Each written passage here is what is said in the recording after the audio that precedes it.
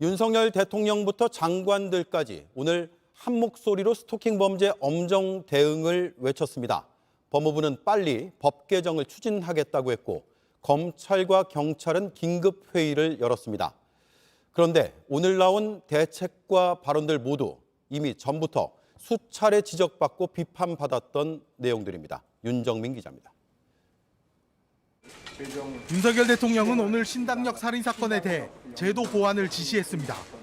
법무부는 윤 대통령의 발언이 나온 지 3시간도 안 돼 대책 마련에 더 속도를 내겠다고 밝혔습니다. 스토킹 처벌법의 반의사 불벌죄 규정을 없애도록 법 개정을 추진하겠다고 했습니다.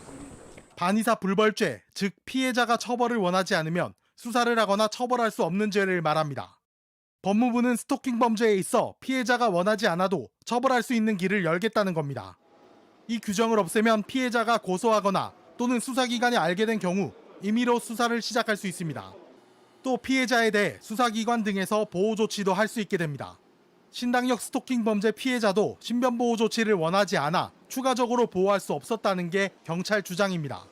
이를 두고 나온 대책입니다. 가해자에 대한 위치 추적도 적극 검토하기로 했습니다. 하지만 모두 스토킹 처벌법이 시행되기 전부터 필요성이 나왔던 내용입니다. 원치 않는 이런 접근을 계속하는 게 스토킹인데 이 처벌 여부가 피해자 손에 달렸다 그러면 애초에 말이 안 되는 부분이 있고 또 한 명의 목숨을 잃고야 뒷북 정책을 내놓은 겁니다. 특히 가해자 위치 추적은 윤 대통령의 공약이었습니다. 하지만 윤석열 정부의 국정과제에선 제외됐습니다.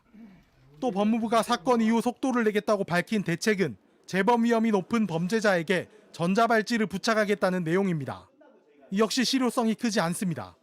신당역 가해자처럼 재판에 넘겨져도 유죄가 확정되지 않으면 위치 추적을 할 수 없기 때문입니다.